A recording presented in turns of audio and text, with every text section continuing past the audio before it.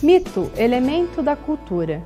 Nesta aula, vamos falar sobre o mito como um elemento importante que explica a realidade de uma forma fantástica, porque ele não precisa da razão para explicar um determinado elemento.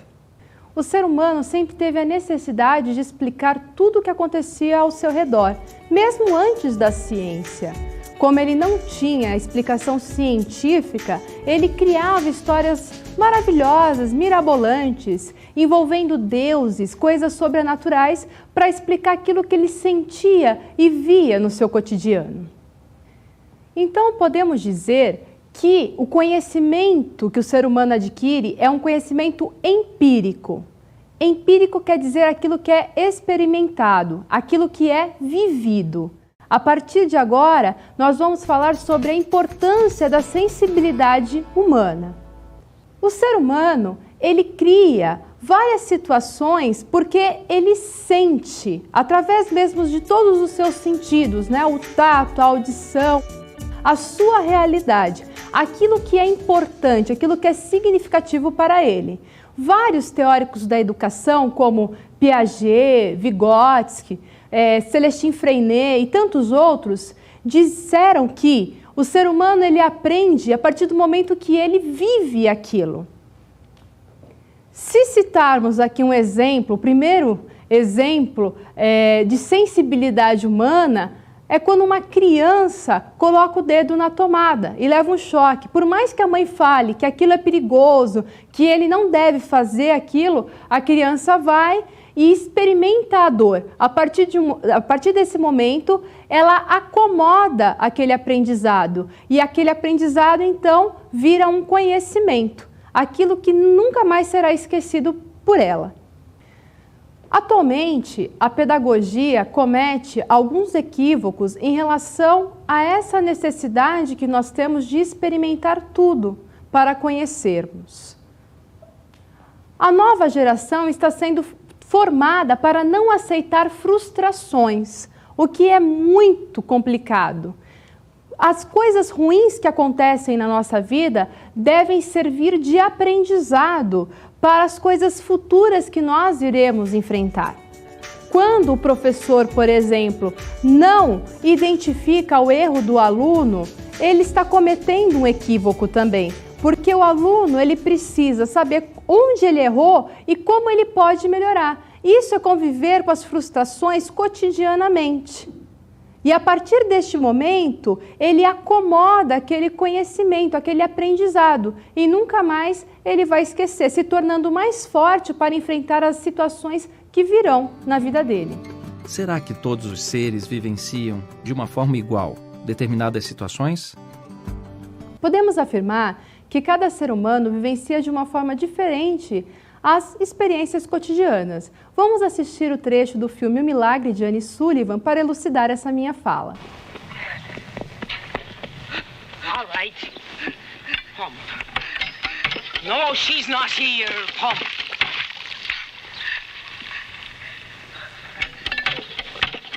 W-A-T-E-R, water. It has a name. W-A-T.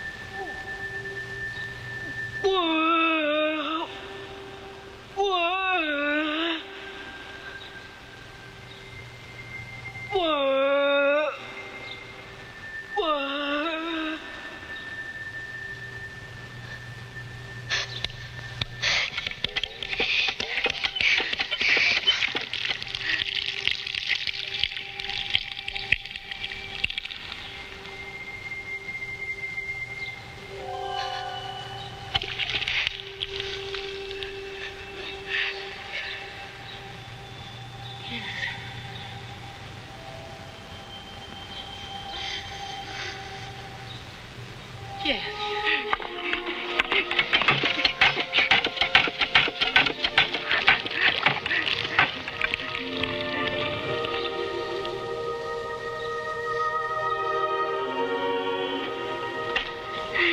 this?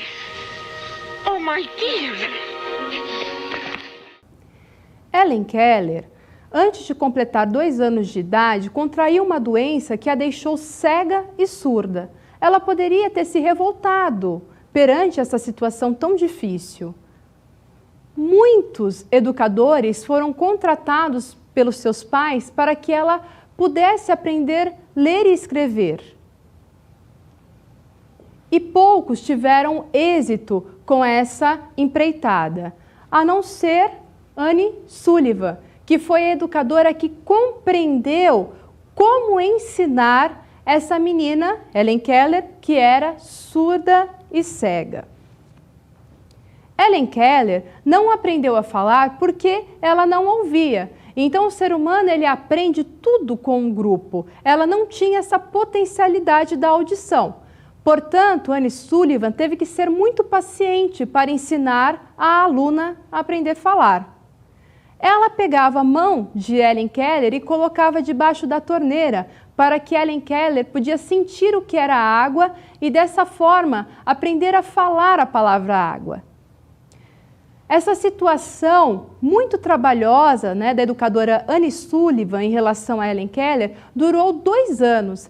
Helen Keller não compreendia qual era a intenção da professora, até que no único dia ela compreendeu e aprendeu várias palavras nesse mesmo dia. Depois disso, Helen Keller aprendeu vários idiomas, se formou, prestou faculdade, se formou como pedagoga, deu várias palestras no mundo todo. Podemos afirmar que a história de Helen Keller é uma história de sucesso, pois ela pegou essa experiência tão dificultosa como um aprendizado fantástico que serve de exemplo para nós mesmos. Vamos ouvir a própria Helen Keller, o que ela diz da sua experiência tão fantástica. Às vezes, é como se a própria essência da minha carne fosse uma miríade de olhos a ver. Não posso dizer se vemos melhor com as mãos ou com os olhos. Sei apenas que o mundo que vejo com minhas mãos é vivo, colorido, gratificante. Como notamos na fala de Helen Keller, ela buscou subterfúgios para sanar a ausência de potencialidades tão importantes como a audição e a visão. E desta forma, ela viveu uma história maravilhosa de superação, que serve de exemplo para nós. Outro exemplo que eu quero dar para vocês é da Madre Teresa de Calcutá. Um jornalista norte-americano estava escrevendo sobre a vida da Madre e acompanhou a Madre Teresa pelas ruas da Índia, até que ela avistou um mendigo, uma situação muito crítica, doente, com várias chagas pelo corpo, e ela correu em direção a esse mendigo. Quando ela socorreu, limpando as suas chagas, dando água para ele beber, ele acabou falecendo em seus braços. E o jornalista, muito enojado, disse à Madre Teresa de Calcutá que não faria isso nem por 1 milhão. E a resposta da Madre Teresa foi sensacional. Ela virou-se para o jornalista e disse: "Meu filho, por 1 milhão eu também não faria, eu faço por amor." Esse é um exemplo bem interessante de como nós, seres humanos, temos pontos de vista diferentes de uma determinada realidade. Agora, nós vamos falar de sensibilidade e criação. Vamos observar o trecho do filme Sociedade dos Poetas Mortos. Understanding Poetry by Dr. J. Evans Pritchard, Ph.D. To fully understand poetry, we must first be fluent with its meter, rhyme, and figures of speech. Then ask 2 questions. 1, how artfully has the objective of the poem been rendered? And 2, how important is that objective? Question 1 rates the poem's perfection. Question 2 rates its importance. And once these questions have been answered, determining the poem's greatness becomes a relatively simple matter. If the poem's score for perfection is plotted on the horizontal of a graph, and its importance is plotted on the vertical, then calculating the total area of the poem yields the measure of its greatness. A sonnet by Byron might score high on the vertical, but only average on the horizontal. A Shakespearean sonnet, on the other hand, would score high both horizontally and vertically, yielding a massive total area, thereby revealing the poem to be truly great. As you proceed through the poetry in this book, practice this rating method. As your ability to evaluate poems in this manner grows, so will your enjoyment and understanding of poetry.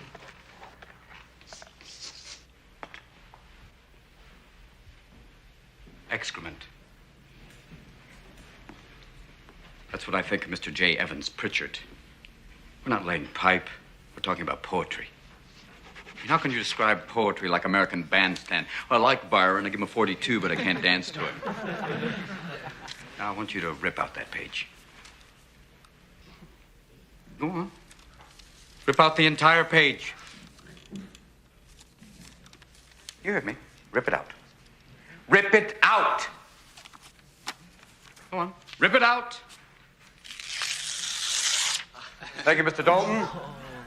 Gentlemen, tell you what, not just tear out that page, tear out the entire introduction. I want it gone. History. Leave nothing of it. Rip it out! Rip! Be gone, J. Evans Pritchard, Ph.D. Rip! Shred! Tear! Rip it out! I want to hear nothing but ripping of Mr. Pritchard. We'll perforate it. Put it on a roll. Not the Bible. You're not going to go to hell for this. O personagem do ator Robin Williams, que é o professor, né, da história, nos mostra que o mais importante do que reproduzir conhecimento é criar.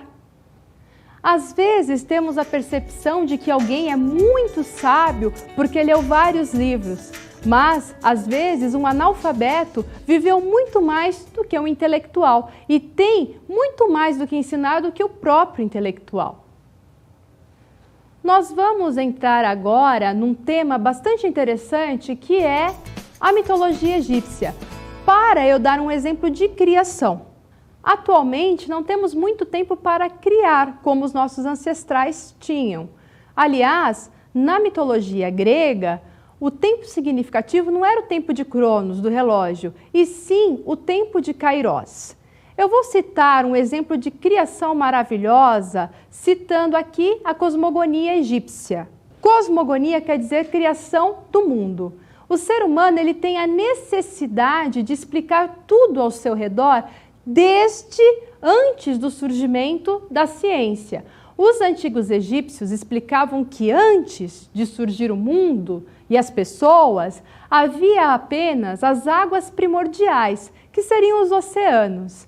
E dessas águas primordiais surgiu um deus máximo, que é o deus Atum, que muitos conhecem por deus Ra, mas na verdade, nos hieróglifos, o Ra, A, não existe esse fonema A, então é deus Re, que representa o deus Sol. Ele era todo-poderoso, mas qual é a graça de ser poderoso e não poder mostrar esse poder para ninguém? Então, o deus Sol se auto-engravidou, isso mesmo, o mito não tem razão. Ele se engravidou e concebeu 2 filhos, ou seja, ele teve gêmeos. Os seus filhos chamavam Shu e Tefnut. Shu representava o horizonte, Tefnut a ordem do universo. Os seus 2 filhos se apaixonam e têm também 2 filhos, Geb e Nut. Geb representa a terra e Nut o céu. Para os antigos egípcios, Geb, a terra, era na verdade o terra, isso mesmo. Para eles a terra era masculino, um fator masculino. E Nut é a céu. O céu para eles era um elemento feminino.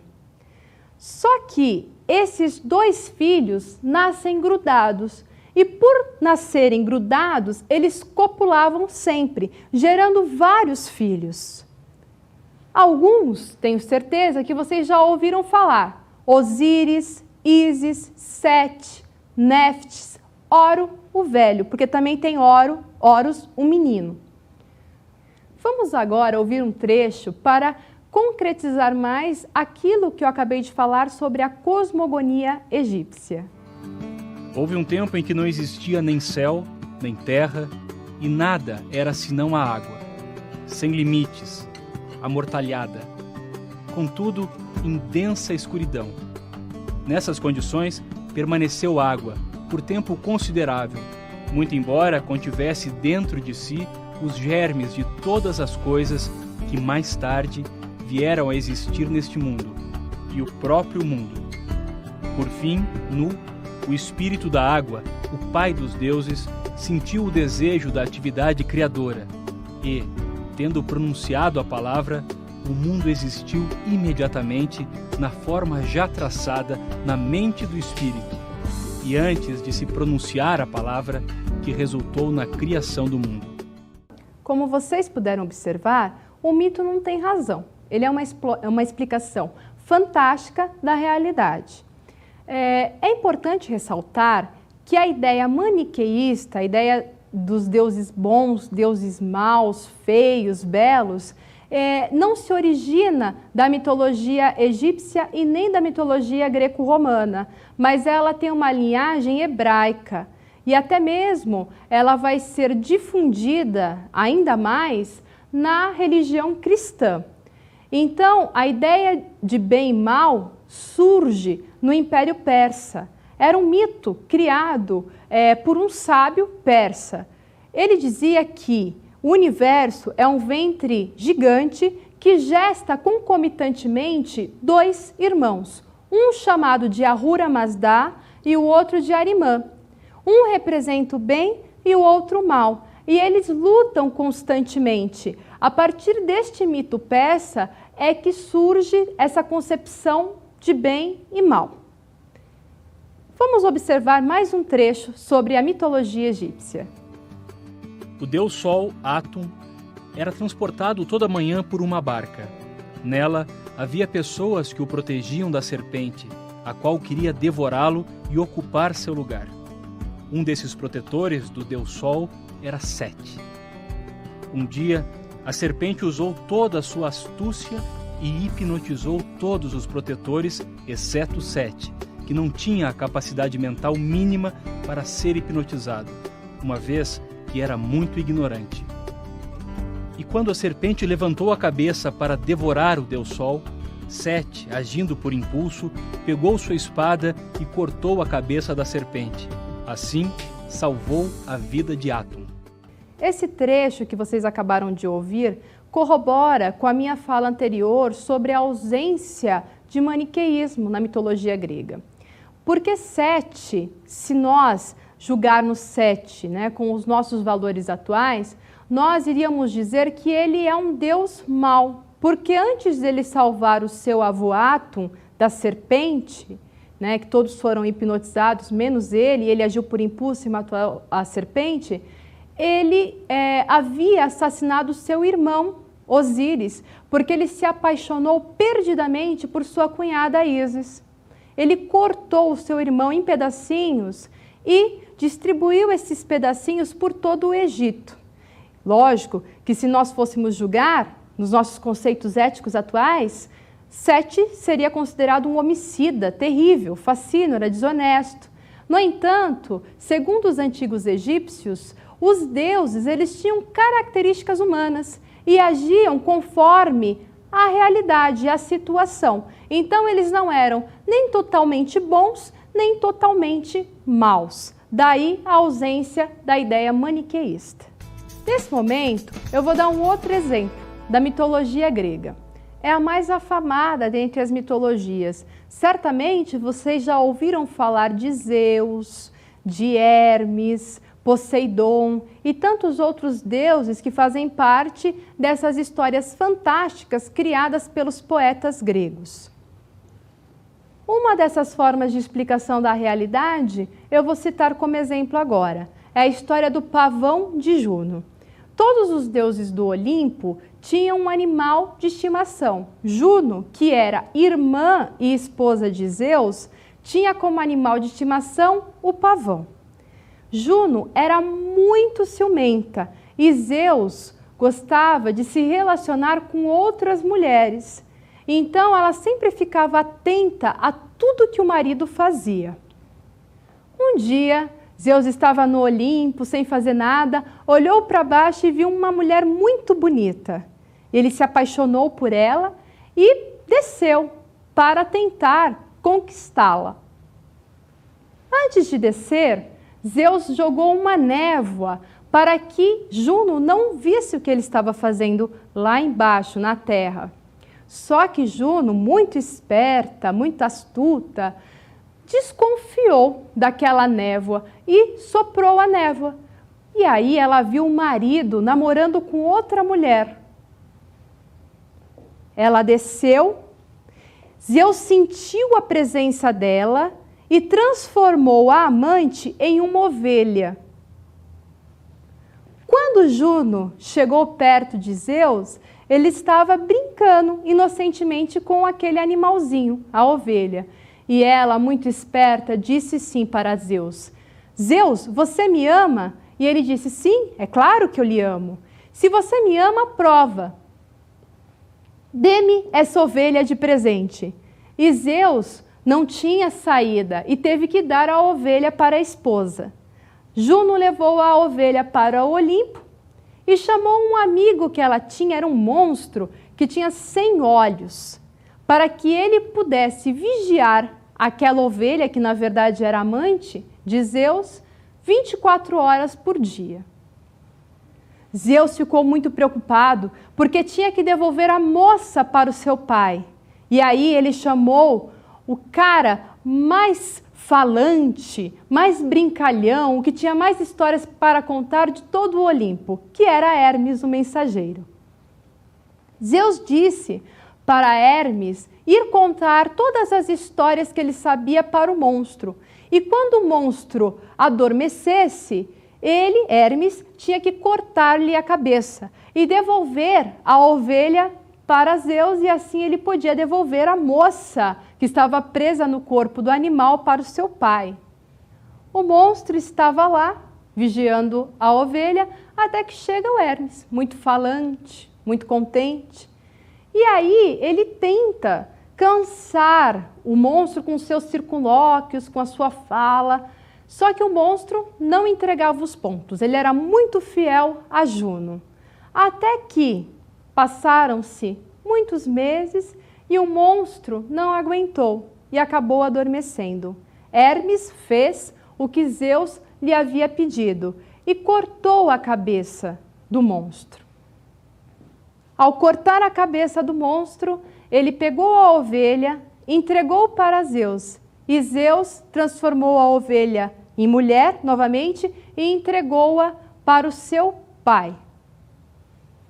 Juno foi vigiar o que o seu amigo estava fazendo e quando chegou com o seu animal de estimação que sempre lhe acompanhava, viu o seu amigo, que tinha sido tão fiel a ela, morto no chão.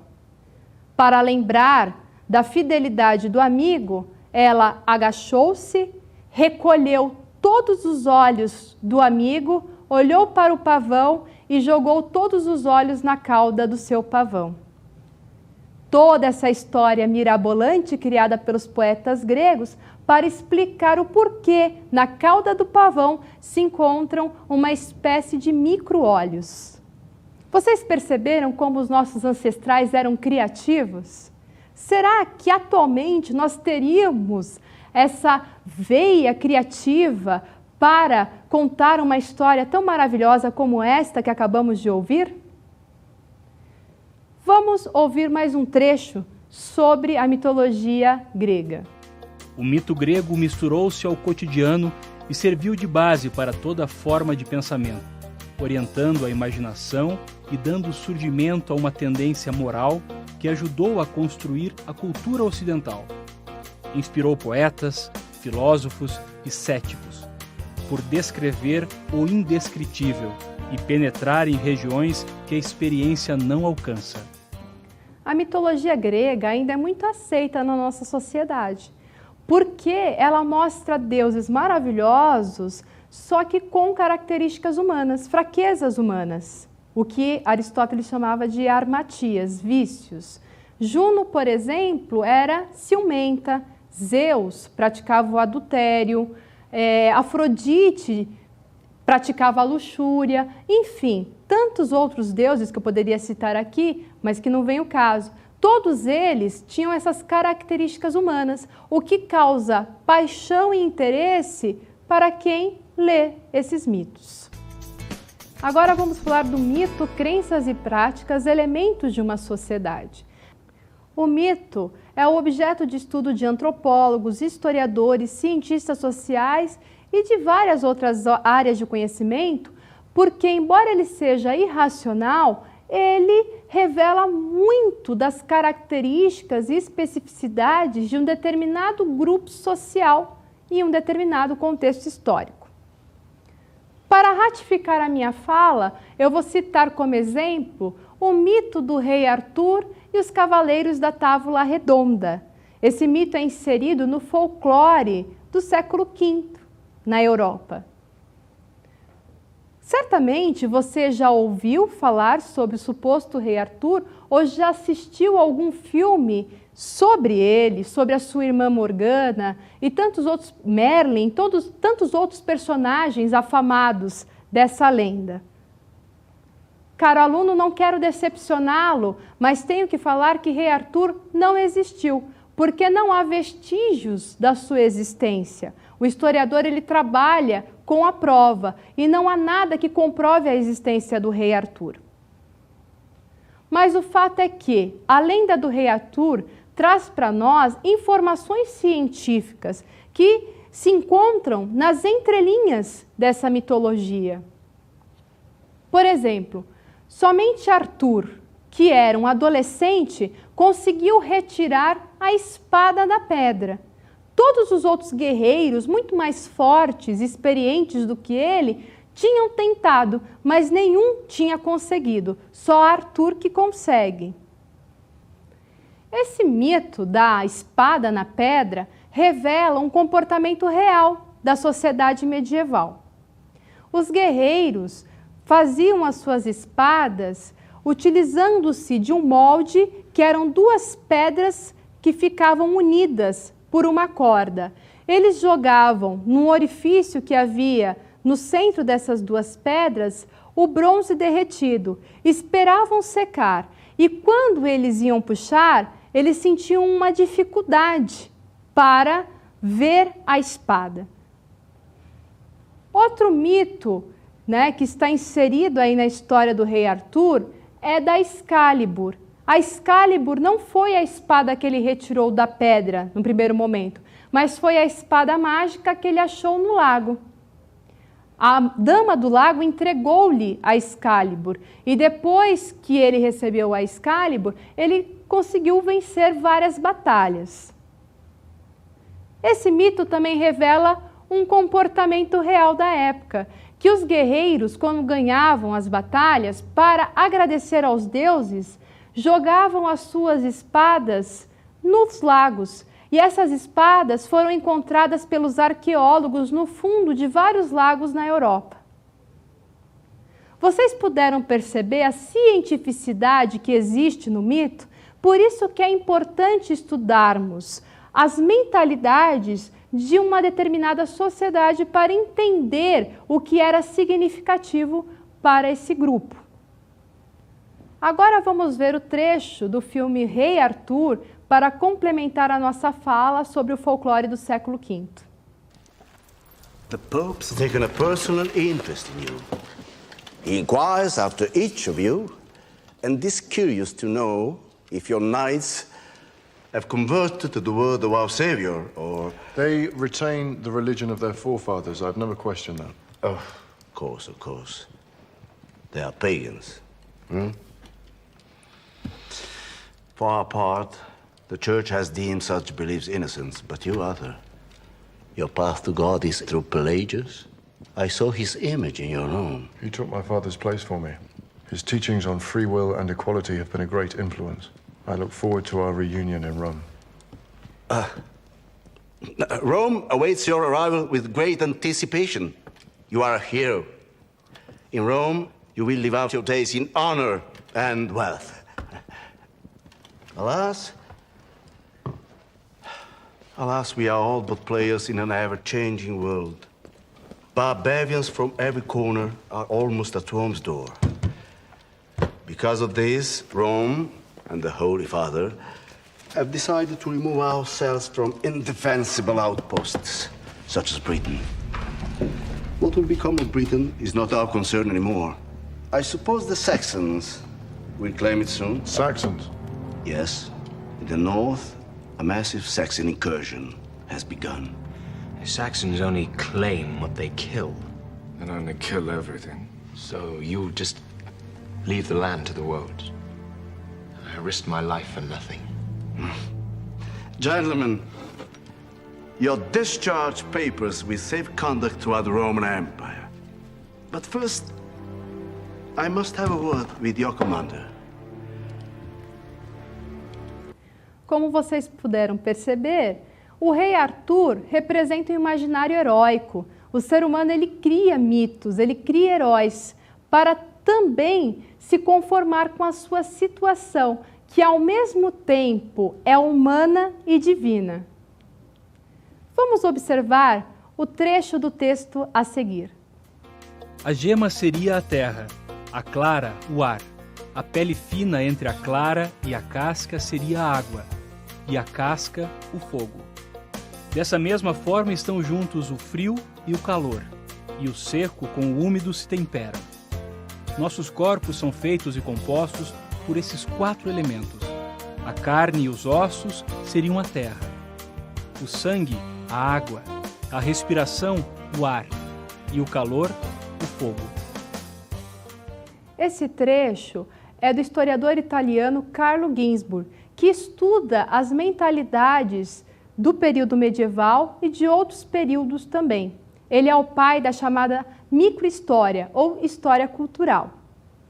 Vocês observaram que o mito é um elemento relevante para compreendermos o que pensava, o que fazia o grupo, determinados grupos sociais que nos antecederam. O importante também é que nós rejeitemos a reprodução do conhecimento e que possamos criar coisas tão maravilhosas como os nossos ancestrais fizeram.